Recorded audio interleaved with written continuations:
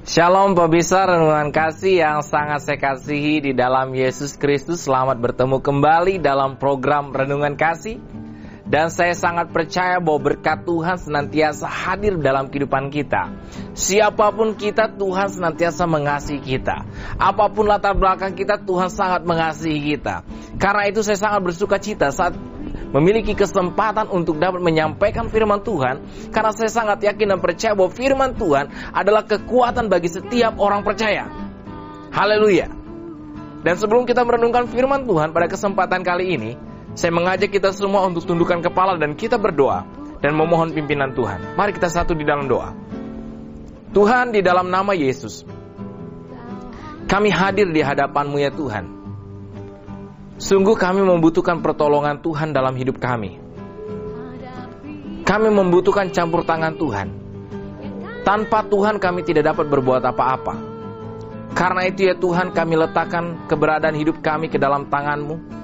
Di dalam nama Yesus Kristus.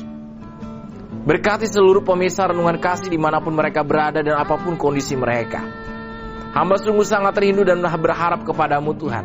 Kiranya berkat damai sejahtera Tuhan turun atas setiap pemirsa renungan kasih yang saat ini sedang mengalami persoalan demi persoalan. Dalam nama Yesus Kristus, berikan kekuatan, berikan hikmat, berikan kemampuan, semangat untuk melewati persoalan ini bersama-sama dengan Tuhan.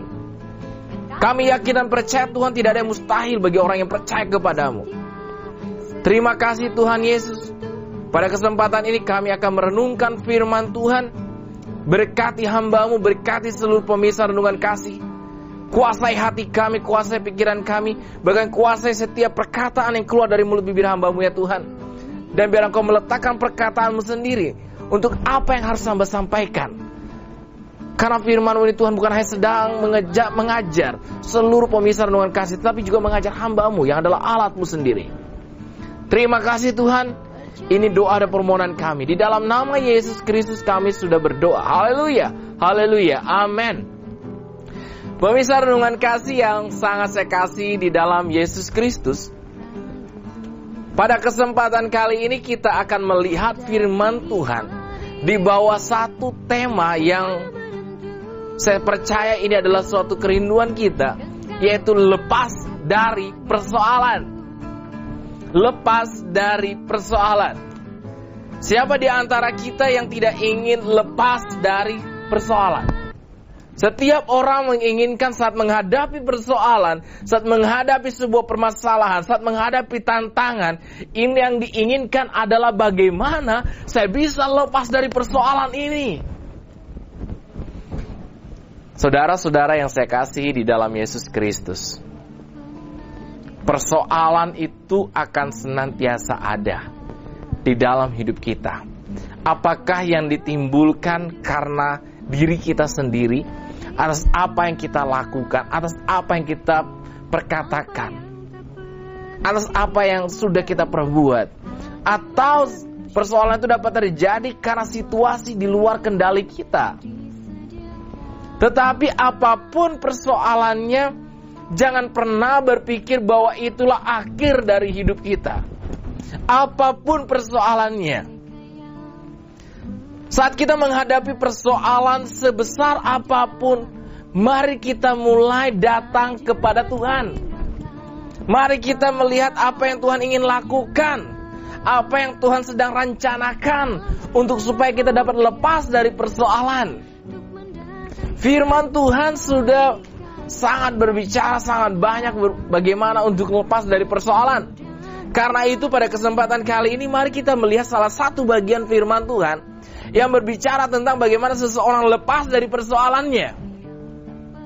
Mari kita lihat di dalam kitab 2 Raja-Raja pasal yang keempat, ayat yang pertama hingga ayat yang ketujuh.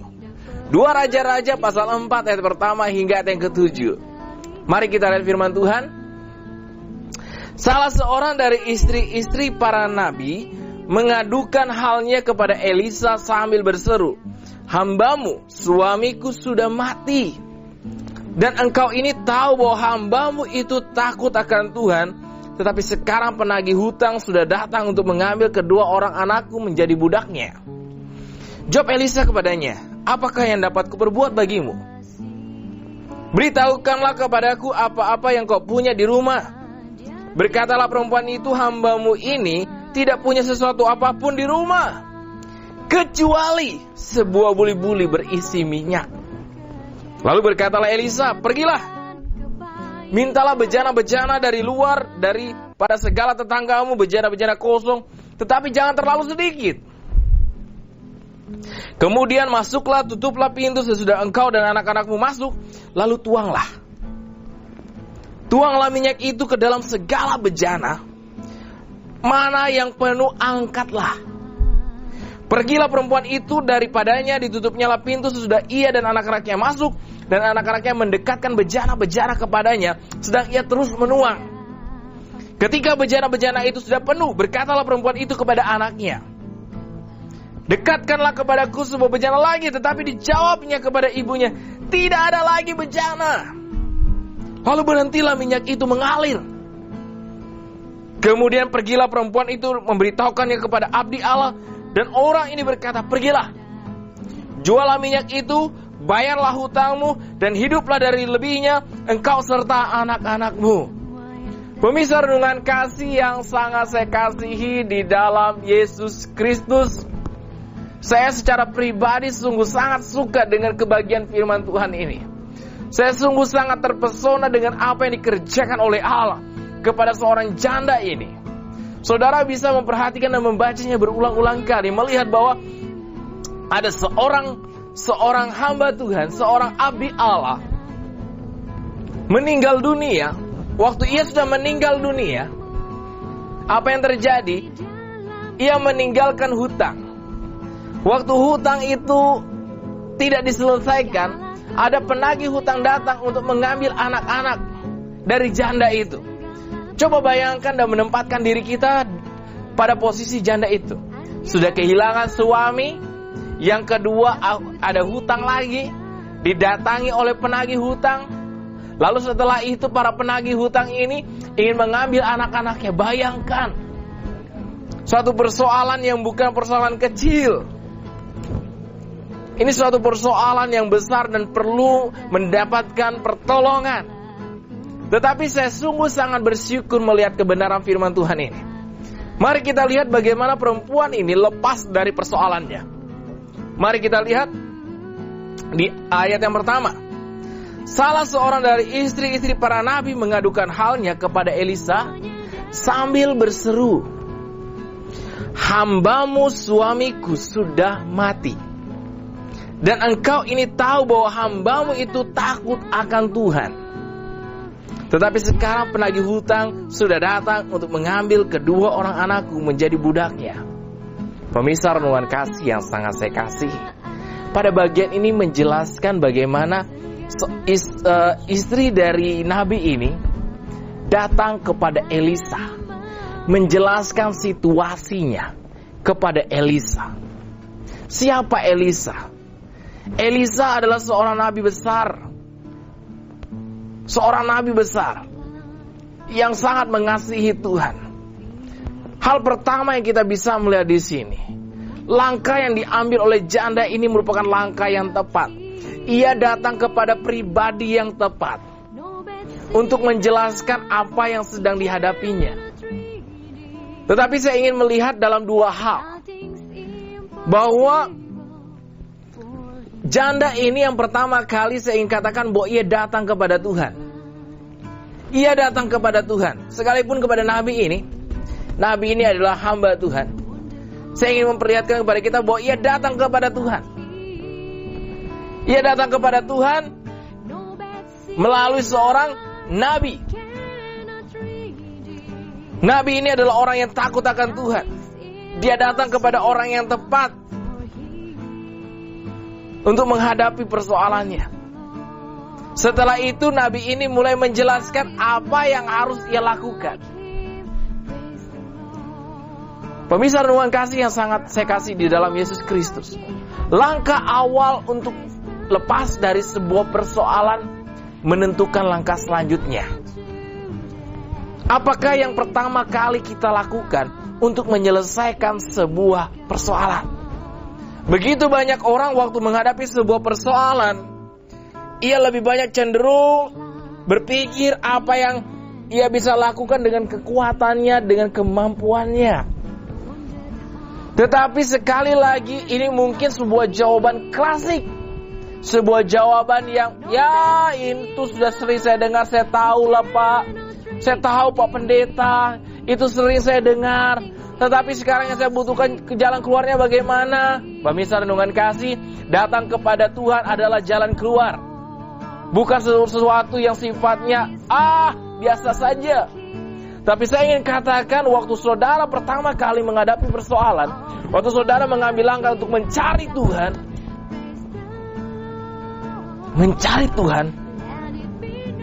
mencari kehendak Tuhan, itu adalah langkah awal yang tepat untuk keluar dari persoalan. Siapapun saudara dan siapapun saya, seberapa kuatnya kita dalam menghadapi persoalan, mari kita terlebih dahulu mencari Tuhan. Apakah yang dikerjakan oleh Tuhan terhadap Daniel waktu sedang menghadapi persoalan terhadap aturan kerajaan pada saat itu? Tuhan membebaskan Daniel. Tuhan membebaskan Daniel terhadap auman singa-singa yang lapar pada saat itu. Tuhan membebaskan Sadrak, Mesak, dan Abednego. Luar biasa pemirsa renungan kasih. Tuhan mampu. Tuhan ingin agar saudara dan saya mengedepankan Dia di dalam kehidupan kita.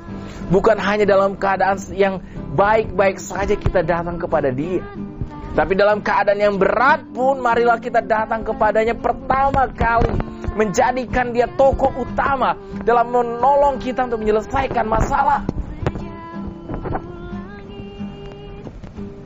Waktu kita juga ingin mendapatkan pimpinan Tuhan, mari juga kita mulai berdoa kepada Tuhan, kepada siapakah saya akan datang? Kepada siapakah saya akan datang? Mungkin saudara merasa tidak kuat untuk menjalani persoalan itu. Saudara membutuhkan pertolongan orang lain. Minta pimpinan Tuhan. Kepada siapakah saudara ingin agar kiranya diberikan dukungan yang kuat, diberikan dukungan doa, dorongan, motivasi. Itu pun harus kita pikirkan. Janganlah kita menjadi orang yang asal-asalan mencari jalan keluar. Dengan siapa saja saya ingin cerita tentang persoalan saya. Saya ingin cerita kepada si A, si B, si C, dan D, supaya semua banyak orang tahu dan banyak orang yang bisa akan menolong saya. Saudara-saudara yang saya kasih di dalam Yesus Kristus. Itu bukan cara yang tepat. Cara yang tepat yang pertama adalah mencari Tuhan. Yang kedua, meminta pimpinan Tuhan. Kalaupun ada orang yang Tuhan ingin pakai untuk memberikan dorongan kepada kita, orang yang tepat yang Tuhan ingin pakai, seperti yang dilakukan oleh janda ini, ia bertemu kepada pribadi yang tepat, yang dipakai oleh Tuhan, yang diurapi oleh Tuhan. Dan akhirnya apa yang terjadi? Janda ini mendapatkan jalan keluar. Itu yang harus terjadi dalam kehidupan kita. Saat kita menghadapi persoalan, saat saudara datang kepada Tuhan dan saudara merasa lemah sekali, dan akhirnya saudara, Tuhan, saya butuh Tuhan, butuh seseorang yang memberikan dorongan bagi saya, yang memperkatakan firman-Mu kepada saya dan saya ingin melakukannya. Pertemukan saya Tuhan. Saudara bertemu kepada orang itu yang diurapi oleh Tuhan, yang sudah dipakai oleh Tuhan, dan akhirnya dia mulai menjelaskan sesuatu kepada saudara. Apakah itu pendeta saudara? Apakah itu pemimpin gereja saudara? Apakah itu kakak rohani saudara? Apakah dia adalah saudara rohani saudara? Siapapun dia, saat Tuhan ingin memakainya, saudara dapat datang kepada dia bercerita dengan sangat jelas kepadanya.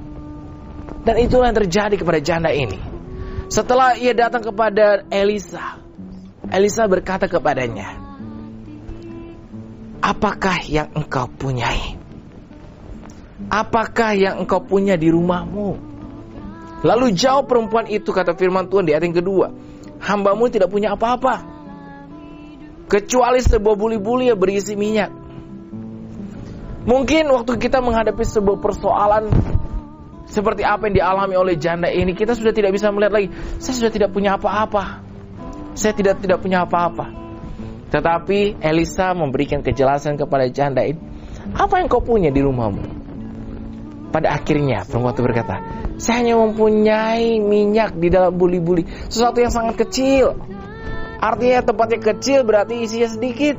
Apa yang bisa diperbuat dengan minyak yang sedikit itu? Tetapi dikatakan kepada janda itu, kumpulkanlah bejana-bejana dari luar, dari tetangga-tetanggamu. Lalu tuangkanlah minyak dari buli-buli itu. Ambil sebanyak mungkin bejana dan tuangkan. Bayangkan tempat yang kecil, minyak yang sedikit, mengisi bejana-bejana yang besar, yang banyak jumlahnya. Tetapi apa yang terjadi? Terisi penuh. Sampai pada akhirnya tidak ada lagi tempat untuk bisa mengisi minyak yang ada di dalam buli-buli itu. Pemirsa renungan kasih, kita bisa melihat bahwa saat kita mulai berpikir, yang pertama datang kepada Tuhan. Lalu yang kedua, kita berani men-sharekan kepada orang yang tepat. Lalu kita mulai mendengar masukan-masukan apa yang dapat kita lakukan. Mari kita taat. Mari kita taat. Seperti perempuan itu. Ia taat terhadap apa yang diperkatakan oleh Elisa. Ia melakukan seperti apa yang dikatakan oleh Elisa. Kalau ia mungkin berpikir bagaimana mungkin sedikit minyak ini dapat mengisi bejana-bejana yang sangat banyak ini. Tetapi sekali lagi, saat saudara datang kepada Tuhan untuk menyelesaikan masalah, maka saudara akan mendapatkan jawaban dengan cara Tuhan, bukan dengan cara saudara dan saya. Atau saudara dan saya datang kepada Tuhan untuk mendapatkan jawaban, artinya kita akan menggunakan cara berpikir Allah, bukan cara berpikir kita. Waktu saudara dan saya datang kepada Tuhan, saudara dan saya akan menggunakan rencana Allah, bukan rencana saudara dan saya. Waktu saudara dan saya datang kepada Tuhan menyelesaikan masalah, maka jawaban yang ada adalah jawaban Tuhan, bukan jawaban yang kita inginkan. Jawaban yang sudah kita mungkin pikirkan yang ingin terjadi dalam kehidupan kita. Itulah yang terjadi dalam kehidupan janda ini. Dia tidak pernah bayangkan bahwa sedikit minyak ini pada akhirnya dapat mengisi bejana-bejana itu. Lalu dikatakan oleh Elisa, jual semuanya itu, jual, lalu bayarkan hutangmu dan hiduplah dari sisanya. Artinya bahwa begitu banyak sisanya. Waktu kita datang Tuhan, jangan pernah kita berpikir bahwa persoalan ini akan selesai seperti yang kita pikirkan. Mari kita meminta pimpinan Tuhan. Rancangan Tuhan bukanlah rancangan kita. Rancangan Tuhan adalah rancangan yang penuh dengan damai sejahtera. Rancangannya itu selalu ada di atas dari rencana kita. Ini yang harus terjadi dalam kehidupan saudara dan saya. Untuk lepas dari persoalan yang pertama, saudara harus datang kepada Tuhan. Untuk lepas dari persoalan yang kedua, saudara harus berani untuk men-sharekan persoalan itu kepada orang yang tepat, yang Tuhan kehendaki. Untuk lepas dari persoalan, hal yang ketiga adalah taat terhadap apa yang telah Tuhan katakan untuk saudara dan saya lakukan. Mungkin sesuatu hal yang tidak mungkin, tapi apa yang tidak mungkin dapat menjadi mungkin menurut Allah. Sedikit minyak bisa menghasilkan minyak yang banyak dalam bejana-bejana. Dengan 5 roti dan 2 ikan, 5.000 orang lebih diberikan makan oleh Tuhan. Apakah hal ini adalah hal yang secara ekonomi dapat terjadi? Tidak mungkin. Tetapi dengan cara Allah, semuanya itu telah terjadi. Hal selanjutnya, selain kita datang kepada Tuhan, lalu kita taat terhadap apa yang dia katakan, hal yang tidak boleh kita lupakan. Setelah kita mendapatkan jawaban, mari kita kembali datang kepada Tuhan. Bertanya, setelah saya mendapatkan jawaban ini Tuhan, apa yang harus saya lakukan? Itulah yang dilakukan oleh janda ini. Setelah semuanya itu terjadi, ia kembali datang kepada Elisa, membutuhkan petunjuk lagi. Ia datang kepada Elisa sebagai abdi Allah, sebagai hamba Allah. Bagi saya, ia sangat bersuka cita terhadap apa yang sudah terjadi. Ia sangat tahu apa yang harus dilakukan dengan minyak-minyak itu. Ia tahu bahwa dia harus menjualnya. Dan itulah dikatakan Elisa, bahwa ia harus menjualnya. Dan mereka kira hidup dengan apa yang sudah ia lihat, yang dia dapatkan. Tetapi waktu dia menerima jawaban, dia ingin sekali lagi meminta pimpinan apa yang harus dia lakukan. Waktu saudara dan saya sudah mendapatkan satu jalan keluar, jangan lupa kembali bertanya kepada Tuhan, apa yang harus saudara lakukan lagi? Itu yang harus kita lakukan. Step by step. Langkah demi langkah dalam kehidupan kita, seharusnya inilah yang terjadi. Selalu bertanya kepada Tuhan. Selalu bertanya kepada Tuhan. Apa yang saudara dan saya harus lakukan? Pemirsa renungan kasih yang sangat saya kasih, saya secara pribadi sungguh sangat bersyukur kepada Tuhan bahwa begitu banyak peristiwa di dalam kehidupan saya. Hal itu sering terjadi. Di mana Tuhan melakukan perkara yang ajaib di dalam kehidupan saya secara pribadi. Pada kesempatan kali ini mungkin saya ingin mengambil sedikit apa yang sudah pernah Tuhan kerjakan. Pada suatu kali saya harus menaiki sebuah taksi bersama dengan istri saya dan anak saya, seorang anak saya. Tapi pada saat itu saya tidak memiliki cukup uang untuk naik taksi. Waktu itu posisi kami ada di sebuah kota bernama kota Tangerang. Saya harus pergi ke kota Jakarta. Untuk pergi ke sana hanya ada dua pilihan, naik taksi atau naik bus umum. Saya sudah berkata kepada Tuhan bahwa saya tidak akan membawa anak istri saya menggunakan bus umum, karena saya tahu berat bagi anak dan istri saya untuk melewati itu. Jadi akhirnya saya tahu bahwa saya harus berdoa kepada Tuhan. Satu kali akhirnya saya berkata kepada istri saya, kita harus naik taksi pada hari ini. Saya hanya memiliki sedikit uang. Tapi akhirnya istri saya berkata, apakah kamu sudah punya uang? Tidak, saya tidak punya. Tapi saya terus berkata kepada Tuhan, Tuhan, pimpin saya. Akhirnya kami mendekati sebuah taksi. Waktu kami mau mendekati sebuah taksi, sekali lagi istri saya bertanya, apakah kita sudah punya uang? Belum, sebentar lagi. Waktu saya ingin menaiki taksi, tiba-tiba ada seseorang datang dan berkata kepada kami, Bapak, Ibu, ini ada titipan untuk Bapak dengan Ibu. Waktu saya menerima berkat itu, saya berkata, Tuhan, terima kasih. Dan saya berkata kepada istri saya, ini dia uang taksi kita. Hal ini tidak terjadi begitu saja. Tetapi di dalam sebelum kejadian itu saya bertanya kepada Tuhan. Dan saya punya komitmen dengan Tuhan, bahwa saya sangat percaya bahwa Tuhan akan menolong saya dari hal yang terkecil sampai hal yang terbesar. Saya sangat percaya bahwa Tuhan mau campur tangan dalam kehidupan saudara dan saya. Marilah kita mulai melihat hidup ini untuk lepas dari persoalan seperti yang dialami oleh janda ini. Kita datang kepada Tuhan, kita berani sharekan, kita berani berbagi persoalan kita itu kepada orang yang tepat. Jangan sembarangan orang. Pilih seperti apa yang Tuhan inginkan. Cari orang yang tepat, yang dipercaya oleh Tuhan, yang diurapi oleh Tuhan. Dan setelah itu apa yang kita dapatkan, kita gumulkan dan kita lakukan dengan taat. Kita lakukan. Setelah kita mendapatkan jawaban, mari kita kembali kepada Tuhan dan bertanya, apa lagi Tuhan yang harus saya lakukan? Dan setelah itu kita lihat apa yang akan Tuhan kerjakan selanjutnya. Pemirsa renungan kasih yang sangat saya kasih di dalam Yesus Kristus, biarlah kiranya hal ini mungkin sebuah penjelasan yang klasik untuk lepas dari persoalan. Tetapi saya ingin katakan, Tuhan yang menciptakan langit dan bumi beribu-ribu tahun yang lalu, Tuhan yang telah memimpin bangsa Israel keluar dari tanah Mesir, yang telah membelah lautan, Tuhan yang telah menyembuhkan orang yang sakit, orang yang lumpuh berjalan, orang yang buta melihat. Tuhan yang sama itu hidup pada masa sekarang dan hidup pada masa yang akan datang dan sampai selama-lamanya. Tuhan yang sama itu hidup pada masa ini. Jadi karena itu, percayalah bahwa Tuhan mampu memberikan pertolongan bagi saudara dan saya. Pemirsa renungan kasih yang sangat saya kasih, mari kita satu di dalam doa. Tuhan, terima kasih. Sungguh kami sangat bersyukur kepada Tuhan bahwa pertolongan kami datangnya daripada Tuhan yang menjadikan langit dan bumi. Engkau tidak pernah tertidur dan Engkau tidak pernah terlelap. Dan sungguh kami hanya berharap kepada Tuhan saja.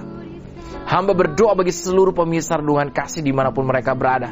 Biarlah kira berkat damai sejahtera Tuhan pertolongan yang datang daripada Tuhan terjadi atas setiap kami. Terima kasih Tuhan, hamba sungguh sangat percaya Engkau akan memberikan pertolongan bagi kami dan telah melakukan di dalam kehidupan kami. Di dalam nama Yesus Kristus kami sudah berdoa dan bersyukur. Haleluya, haleluya. Amin. Pemirsa renungan kasih yang sangat saya kasihi, biarlah kiranya kebenaran firman Tuhan yang sudah kita dengar bersama pada kesempatan kali ini memberikan satu pandangan yang kuat bagi kita bahwa Tuhan ingin turut campur tangan dalam kehidupan kita dimanapun kita berada. Apapun persoalannya, Tuhan siap untuk memberikan pertolongan bagi kita. Dan semua itu telah tercatat oleh firman Tuhan. Waktu seseorang datang kepada Tuhan, Tuhan siap memberikan pertolongan. Saya sangat suka dengan perkataan sederhana ini. Saat saudara dan saya berserah kepada Tuhan, maka Tuhan campur tangan. Kiranya berkat, damai, sejahtera yang daripada Tuhan menyertai kita semua. Shalom. Tuhan Yesus memberkati. Aku hidup, tetapi bukan lagi aku sendiri yang hidup, melainkan Kristus yang hidup di dalam aku. Dan hidupku yang kuhidupi sekarang di dalam daging adalah hidup oleh iman di dalam Yesus yang telah mengasihi aku dan menyerahkan dirinya untuk aku.